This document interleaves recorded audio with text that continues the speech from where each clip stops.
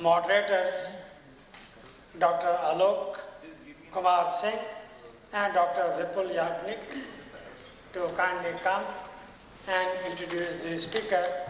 He worked with various international publishing house earlier, like Time Publishing. At present, he is working with a scientific scholar.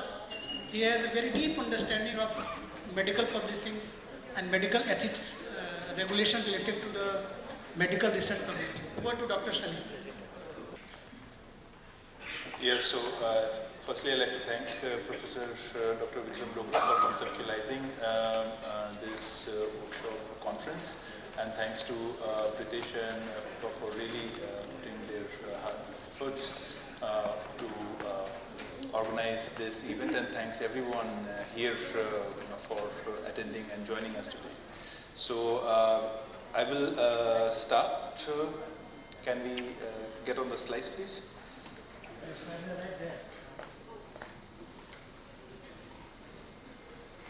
Yeah, so I will be speaking on the metrics, impact, and the visibility of medical journals, and I would try to touch in the key topics that really concerns the medical journal editors, the authors, and also the reviewers. So basically, when we talk about metrics, the first two portals that really come into mind are Embase and Scopus.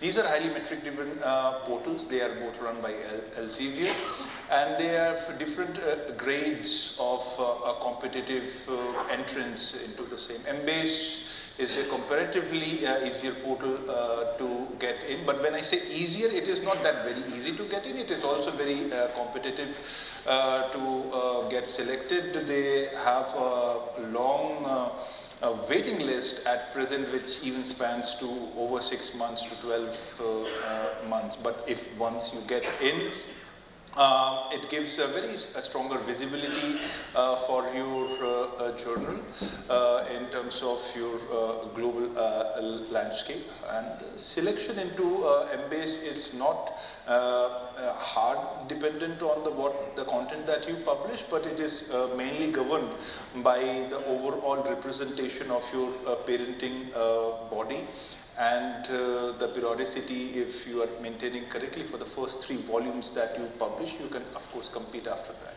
On the other hand, the big brother is Scopus. This is one of the toughest portals to get in at present, having an 89% of rejection rate worldwide. But once you get into Scopus, you get a wide array of metrics that I will touch on in subsequent slides, and it really gives you the overall health of your journal in real time. There are various ratios that get reflected at SkyMargo graph charts, by which you can really understand what you are really publishing and how effective are the overall publications of your journal. The next is Clarivate Analytics, Web of Science. Previously it was owned by Thomson Reuters, but come 2015-16, Clarivate Analytics took over, and they have 2 portions of it: ESCI, that is Emerging Sources Citation Index, and Science Citation Index Expanded. At present, as a publisher, we can make an application at Emerging Sources Citation Index only. There is no application that can be done on Science Citation Index Expanded. It's an automatic upgrade of journals which are in ESCI for some years, and if they continue to perform well comparatively in their subject category, they get promoted from ESCI to SCIE, basically from quartile 3, quartile 4. If they are going into quartile 2 and quartile 1 of their subject category, they move from ESCI to SCIE, and this is the portal which gives the impact factor. Whether you are in ESCI or SCIE, you get the journal impact factor. Then comes PubMed Central. It is not a metric-driven portal. It's a purely content-driven portal. at present having a rejection rate of 94+% globally. Now selection in PubMed is the toughest right now, and as we have been observing in the past few years, journals who have been indexed in PubMed Central or Medline for many years have been kicked out.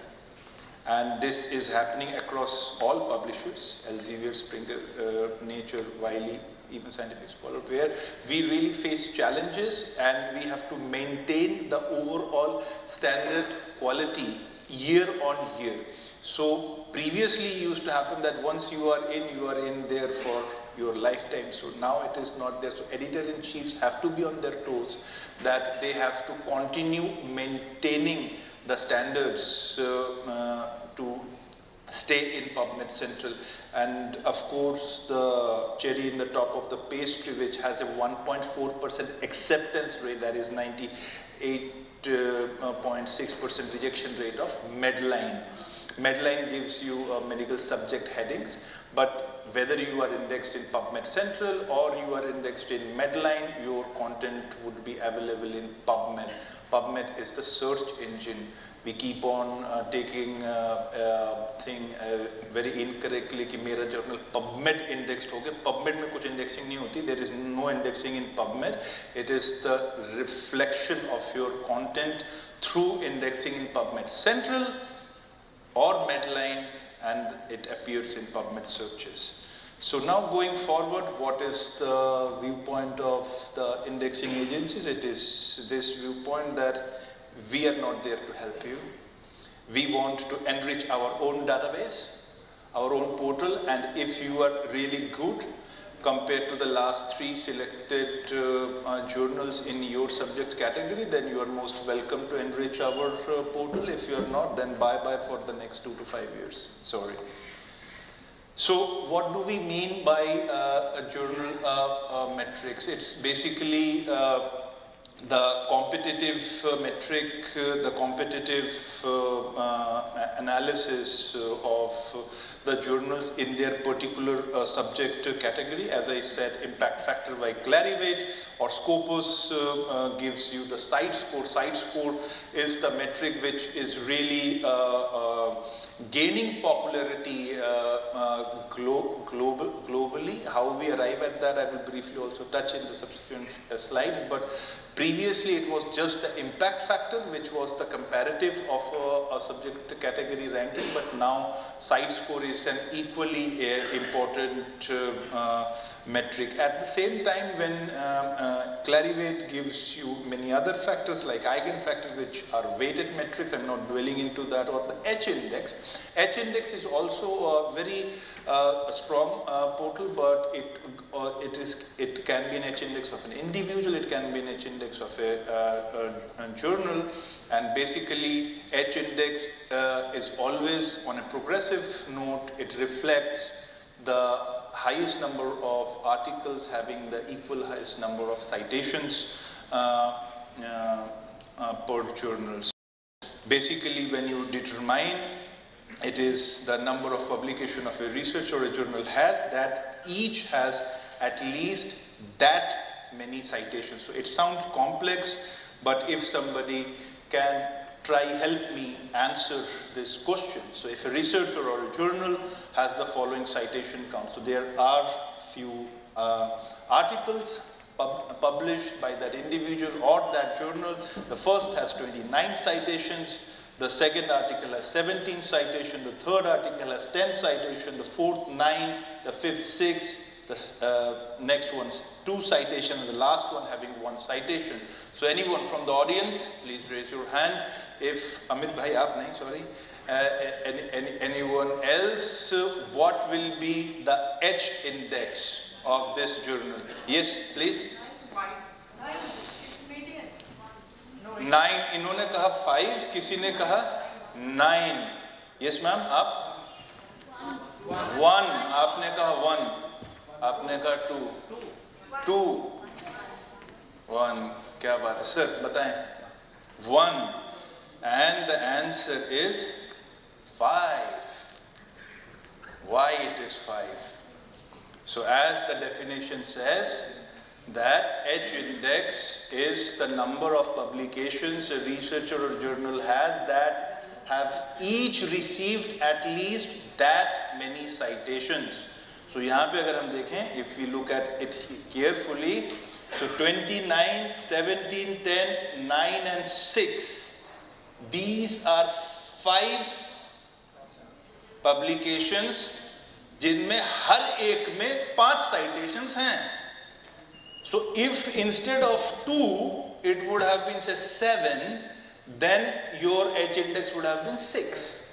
Because then there would have been 6 articles having 6 citations each. यहाँ पे हमारे पास 5 articles हैं, every one of which has 5 citation each. So the H index would be 5.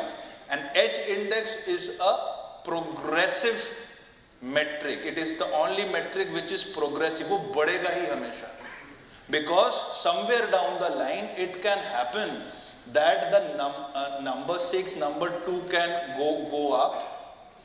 It can become 7, 8. So the H index would become 6. ये कम नहीं होगा. Unlike site score or impact factor, वो बढ़ते भी हैं and they can come down as well.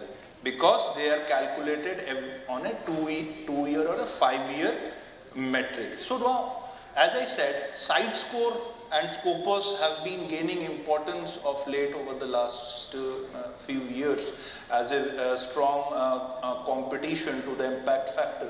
So what basically the significance is of getting indexed in Scopus? So you see that when you get indexed in Scopus or even you get in Embase, your journal metric starts reflecting at the SkyMago graph charts. These are the SkyMago graph charts. There are many other charts. I've just taken a few of them. So you are seeing external sites, but sites per doc, basically reflecting the weightage of the citations that the journal is getting. International collaborations. Percentage international collaborations. What does this really mean? It reflects that the number of articles which are having authors from different countries. If there is an article with 5 authors, one is from Uganda, one is from United States, one is from India, it contributes significantly to the international collaborations. Then comes one of the most important metric is the citable documents versus non-citable documents. That the green figure reflects that these are the articles that you have published which are citable. Which are those? Anyone from the audience? What are the citable articles? कौन से articles citable होते हैं? Which are the citable articles? Original research, correct. Next. Review articles. The other one, third one. RCTs are type of original articles. Meta-analysis. Letters, very important, but it's a tricky way to say letters. Letters are basically non-citable items, but they become citable if they receive a citation. But before the letters, which is the third most important category of citable items? Case reports. So many editors tend to smartly convert case reports into letters to improve their impact factors. Some people are smiling at me, yes. It's a very smart strategy because case reports are citable items. आप 10 case reports publish कीजिए अपने issue में, none of them gets a citation. You will feed your denominator with 10 and your numerator gets nothing. It's a 0, it's a blunder. But at times what happens is that you can convert some of these case reports into letters. 5 को convert कर दिए. Now these 5 do not get any citations, nothing happens. Nothing goes into numerator, nothing goes into denominator. You would say, but if they get a single citation, then they become a citable item. This is the only category which has a dynamic role. So then the numerator gets 1, the denominator gets 1. So basically you are not at loss. So letters would not harm your journal as far as the metric is concerned. अगर उनको citation मिलेगी नहीं तो nothing happens. But if they get a citation, then at least it's a 1:1 ratio and it would be even more. More such figures cited documents versus uncited documents. Now, if you compare the two charts, then the green portion is the same because these are the citable items. वो जो आपने publish किए हैं, but उनमें से how many of those didn't even get a citation? That figures reflects that how many, the red one, how many non-citable items you have published. But this reflects जो green आपने publish किया है उसमें से कितनों को citations नहीं मिली. So these are very important figures. One new metric Scopus have recently brought in is the percentage of female authors. It's an excellent figure which Scopus has built in. It exists in no other portal, and it really encourages diversity in medical research, because this really reflects the number of articles, percentage articles where there are female authors. It doesn't matter whether it's a first or a corresponding, or they can be somewhere in the between, but should be female authors. So these are the different metrics that Scopus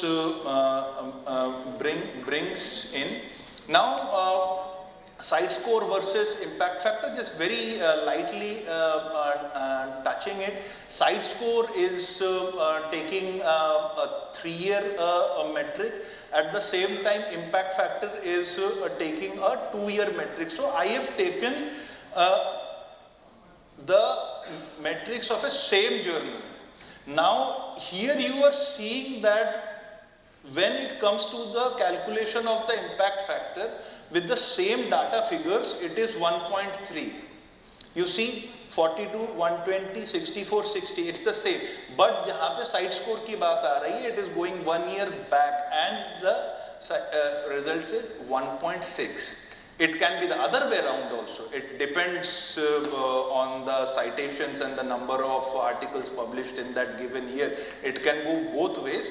But overall, when it comes to the gross metric comparison, site score is a much extensive metric which reflects the progression of a journal on a larger scale. But still, at present, even though site score is a growing metric which is gaining attention every passing year, but still impact factor is the metric which really gains the attention. And I am glad to have Dr. Vipul with me as a panelist among all the journals of scientific scholar. This year in JCR, he has been the real Yuvraj Singh, hitting 6 balls with the impact factor having a 175% of growth for him. So big hand for Dr. Vipul, going from 0.4 to 1.1. Dr. Vipul, what magic really happened? क्या तंत्र कैसे हुआ? How did that happen? Sunny, actually it's not a magic. Actually it's a teamwork that our editorial team has given. In addition to editorial team, I would like to thank authors also for providing quality articles. Now the strategy what our team has implemented, so we are looking at the content quality first, that is the criteria. Second thing helps us is our academic leadership. Academic leadership means our editors in chief.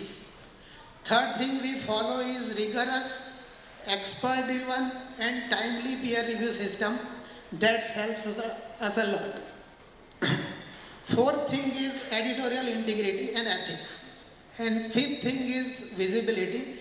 Because of indexing and open access, we have a very good visibility. In now, suppose if we want to tell a success of GJMP BU, I will say is a teamwork, transparency and academic integrity. That's all. Perfect, Dr.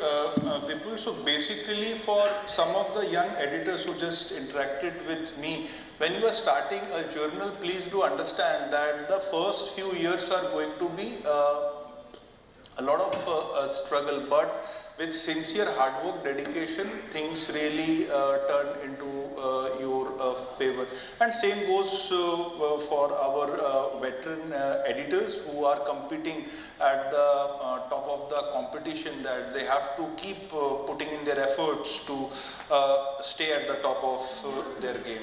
So again, very briefly, Scopus, Web of Science, citation windows, 3 years, 2 years, document types, sites could take everything into account, whereas Clarivate takes original articles, reviews, case reports, and of course the way they can be accessed.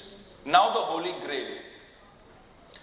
Doctor, before I talk about Holy Grail, Dr. Alok, you are the editor-in-chief of Heart India, and you are also the editor-in-chief of Medicine India, 2 journals at 2 different interfaces of their journey.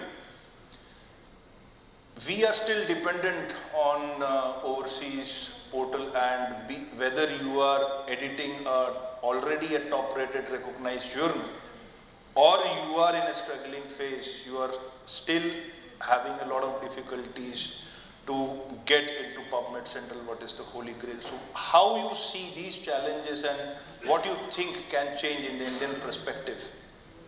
I think major issue is getting good articles, which is at most not in the hand of editor-in-chief. And second is indexing. Before indexing, getting a good article is a real Herculean task. One is thing. Another real problem is that once you are starting a journal from USA, I have seen the journal which have originated in USA, because PubMed is a national indexing agency, a matrix of database of US government. They automatically get recognition as early as I have seen in 1 year. But we don't have any national indexing agency. So first of all need is the way when we start a journal, we get an RNI number from our Department of Information and Technology. The way we should have our own indexing agency. Because who will give his, for us, a paper is a paper. But for researcher, the paper is very important. Why that person will waste his paper to a new journal? That is also $1 million question. So before getting index, getting a good quality research paper is very difficult, and having the patience for at least 3 years, 4 years and 5 years. When I started Heart India in 2013, so many people have lot of reservation from where you will get the article, but initial 3, 4, 5 years I struggled, but once it got indexed, then there is now I am rejecting around 50% articles. Not because they are good, lot of other reasons also, but I think those who are starting new journal, keep patience, and sometime time stay. In 1 day you cannot be the Indian Journal of Nephrology or Indian Heart Journal. You have to have patience, and with time, now running the journal is quite easier in comparison to previous, because now we are having the platform like Scientific Scholar, Volter Kluwer, all are online. Any new researcher want to submit articles, they can immediately go and they will submit. Earlier it was very difficult in paper era. Once you submit, when we were a student, when we send a paper by writing paper have went, when it will be suddenly paper published, then came to know it happened. So patience is required, and it will take time to grow any journal. Well said, Dr. Alok. So the Holy Grail, as we see, it is in the indexing world, the medical journal indexing world. It is just like winning the Club World Cup, which Chelsea recently won, and that is getting your journal listed in PubMed Central. But what Irin Zeller's team at NLM would tell you, in your dreams, they are not going to help you. The rejection rate is increasingly growing up, especially for journals coming from the Asian, the African subcontinent. Of course, the ratio is remarkably different for journals originating or getting published in the West, but that is how it is, and we have to just deal with it. Criteria of application is not the criteria of selection. Please remember this line. When you go to the PubMed website, you will see that publish 30 articles and you can apply. Of course you can apply, but you would get rejected on your face. And 2 to 5 years of an embargo would be inflicted on your face. I won't name the publishing house, but it's a very renowned publishing house, Dr. Vipul knows. And their flagship journal is getting rejected from PubMed Central for the past 12 years. It's a big publishing house, and their flagship surgical journal is getting rejected in PubMed Central for the last 12 years. They are trying their best, but nothing happens. But that is how difficult now is getting into PubMed Center. Previously it was very difficult to get into Medline with a 95% plus rejection rate. But now, previously it was a rejection rate of around 60-65% at PubMed Central. Now that is around 90% of rejection rate. So that is really difficult, and NLM is there to enrich their portal. And PubMed Central has nothing to do with metrics. Scopus and ESCI applications really take care of global diversity, editorial board diversity, national diversity, type of articles that you are publishing, the weightage of originals plus reviews divided by case reports and blah blah. But when it comes to PubMed Central, the day the publisher files the application, they go back 24 months, that is 2 years, and they would randomly pick up 20 original articles, randomly. And they would read them. If they like it, the content of the original articles or reviews, they don't study anything else. You are in, they don't like it, you are out. As simple as that. It's a purely academic fight. There is no political gimmicks involved when it comes to PubMed Central. When it comes to Scopus and ESCI, a lot of things publisher can do, but when it comes to PubMed Central, it is outright state competition. And they see the methodologies, they see the quality of discussion, the study design, then they really like narrative reviews and meta-analysis, but really narrative reviews and meta-analysis, not just titling it as a narrative review or a meta-analysis and not being there. The uniqueness of case reports, and of course when it comes to the overall weightage, they prefer that the journal is publishing more of originals and reviews compared to anything else. So basically if we try to summarize that, the scope of journal indexing is tough, and at present from India it would be really nice that if our government, NMC, takes up the project and starts its own evaluation criteria for journals and recognize journals which are genuine, which are from genuine societies, and they grade the journals accordingly, rather than being dependent on overseas portals. If any one of you sitting in the audience has direct contacts with Dr. Abhijat Sheth, please drop him a WhatsApp text that he needs to think about it. And we are trying at our own capacity to reach out to NMC to get this enforced, because this is the need of the hour. We really need to be self-independent. Of course, NMC can then categorize journals based on their overall indexing status, but the basic challenge is at the beginning. So if NMC gives a recognition to the journal based on the genuinity of the parenting society, the institution, the academic credibility of the editorial board members and the editor-in-chief, something which exists in a very small country like Norway, for example, it can of course come into existence in India, then people would start getting submissions organically, which would again enrich the overall content quality, and then for that journal to compete at Scopus, at Embase, at ESCI, SCIE, or even PubMed Center would become relatively easier than what it is right now. So basically the competition is increasing, in growing, and it is not decreasing anytime soon.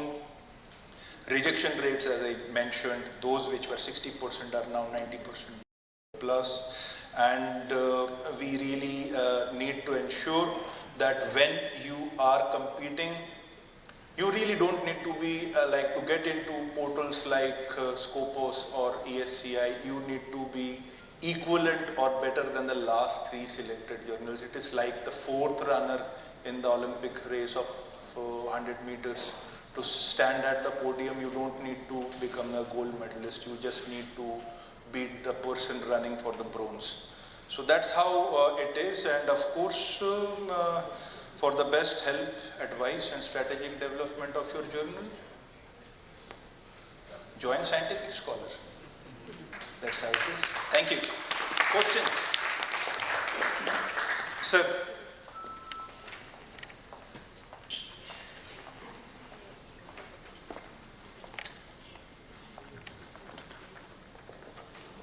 Good afternoon. Myself is Dr. Shamika Mishra and I am Professor of Biostatistics at National Independence Treatment Center, Institute of Medical Sciences, trained in statistics, so my question obviously would be quantitative. It has been said that all data is not gold, and if you try to have a 2-dimensional scatter plot with on x-axis we take the general impact factor and on y-axis we take the revenue generation or business generation, what is the trend of it? So, and I hypothesize that probably the publication house, I will not name any publisher or anything, but just from a pure academic question is, are we able to see that what we are not seeing, what is glittering in the holy grail is really the cost? Because the cost of the knowledge generation, if you try to quantify it economically, it's a bulb which is by the funding agency and the authors. So what is the expected trend of relationship, pure quantitative form of general impact factor with the expenditure or the revenue generation? That's excellent question, Doctor. So the situation is remarkably different when it comes to the European publishing market, the US publishing market versus the Indian or the Chinese publishing market. So if you are trying to publish, for example, in European Journal of Immunology in an open access way, which has a decent impact factor, the cost of publication is 3,500 euros per article. And the higher the journal's impact factor is, the highest is the cost for an open access model of publication. Similarly, if the journal is a closed access journal, it is a part of the medpacks of various publishing houses, and the higher the impact factor is, the higher the site sport status is, the higher is the per journal value that gets into the impact factor, which resonates exponentially to the overall revenue development. But when it comes to Indian market, that is not the same story, because our top rated impact factor journal doesn't even have APC involved. I have many other journals, Salman Sir journals has a very marginal APC that we charge. So the graph of a journal revenue at y-axis with the impact factor on the x-axis that we see on a linear curve at 45 degrees in European and the US market, it is more or less a parallel graph chart to the x-axis, unfortunately. just a small comment. As of, I can see that all of us are related, that's why we are on this platform. So rather than pushing towards having a more journals and trying to have a primary outcome as indexing in the PubMed as the holy grail, why not to build a team of editors to a more up level and try to improve these things, because I think that could be one model to think forward. Because rather than investing much of time, resource, energy in creating the new journals, if we say that India is publishing, contributing only 4%, and if we see in the medical standards, it is contributing only 2.5%. Well, that's the fragmentation of journals is always an individual decision, but of course there are two sides of it. I am always not in the favor of just launching another multidisciplinary journal because it leads to this mushroom publishing. But if there comes a unique journal, like for example our new journal on transgender health, it's a unique topic, caters to a unique subject category, of course such journals really can come up. So it goes both ways, and at the end it really depends on the subject you are addressing and the competition you are entering in 3 to 5 years time. Any other questions? Any other? Please, Doctor. Yeah. We allow only one question because we are limiting time. Yeah, last question, please. Yes, the last question. Thank you. Am I audible, sir? Yes, please. Thank you so much, and first of all, congratulations to you and Scientific Scholar for publishing this Arabian Journal of Chemistry, which was earlier published by Elsevier. So, big congratulations to the entire team for that. So now my question is, after from 2025, I think you are publishing. So is there any effect in submission, manuscript submission after Elsevier to Scholar? It is just going up. Yeah.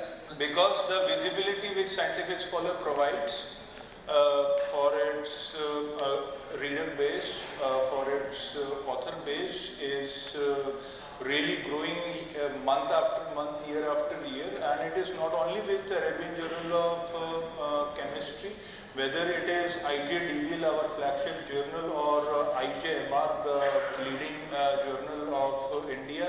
When they shifted to Scientific Scholar, the growth is only an exponential upward trend, both in terms of submissions as well as publications, and in fact also the overall content quality, because we have seen the impact factor only growing up with IJDVL touching 3.4 this time, and we can only think of an upward trend ahead. No, actually I am a chemistry faculty, so I almost last 10 years I am following that journal. So now it is actually it is my interest to in future also I definitely observe this journal and try to publish my article in that journal also definitely. So that's why I am asking. Yeah, it is in the upward trend, and in the subsequent years you will see the graph going up. And I think this year also the APC is $800 US. So is it possible to reduce for Indian? Well, that I leave to my boss Pritesh Singh to ponder upon. This is not the platform. Yes, yes. Thank you, sir. Thank you. Anybody else? Any other questions, or we just? Sami. I was wondering, like, while we talking about which types of articles are featured, what is the status of correspondence or opinion pieces? Excellent question, ma'am. Correspondence and opinion pieces are technically non-citable items, but they definitely hold a lot of significance in the overall health and the image of the journal as such. Although they won't be contributing anything as far as the metrics are concerned, but as far as the image, overall image of a journal is concerned, opinion pieces from key stakeholders in the industry, from eminent professors, scientists, definitely hold a very strong place in building the overall image of the journal. So are they considered to be citable? I think no, they are not. Personally, question can be asked to the speaker. I just want to answer your question regarding the correspondence. So forget, it's not always about the metrics of getting the side score or the publication. If there is an article published and there is original research or a review article, and you find that the scientific facts mentioned in the article are not appropriate and you disagree, please write the correspondence. Because at the end of the day, we are all looking at publishing correct science so that in the end it is the patient or the community or the art, whatever the subject matter is, they benefit from it. So writing a letter to the editor just for the sake of writing it so that you have a letter to the editor in your CV is not welcome. But if you read an article and you felt genuinely that there was a mistake, I will give you an example. I wrote an article 20 years back, and just last month I got a letter from the editor saying that they have received a letter regarding this article. For the following fact, please clarify. And the clarification was there was a typo mistake between the distance of the superior centric artery of its origin and the aorta, because that is used for the nutcracker syndrome diagnosis. So I wrote back a letter, thank you for the opportunity, and here is the correction. And they published it. So that's important. Thank you. Thank you. I Sunny, think we can wrap up the session. as there is a 2 minutes, I would like to make a 2 quick comments, if you allow. Please. As Sunny has rightly mentioned, that de-indexing is also common. Once suppose you are there in PubMed and PubMed Central, that doesn't mean you are always there. That similar issue with the Scopus and Web of Science also. What my assumption about, recently if you see ESCI index journal has not been given impact factor so far. They have started giving impact factor to ESI since last 2 years.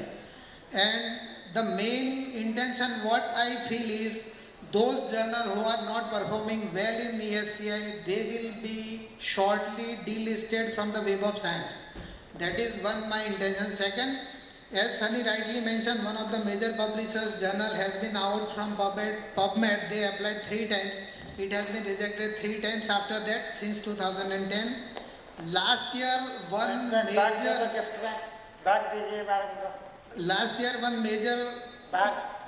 plastic surgery journal also has been delisted from Scopus.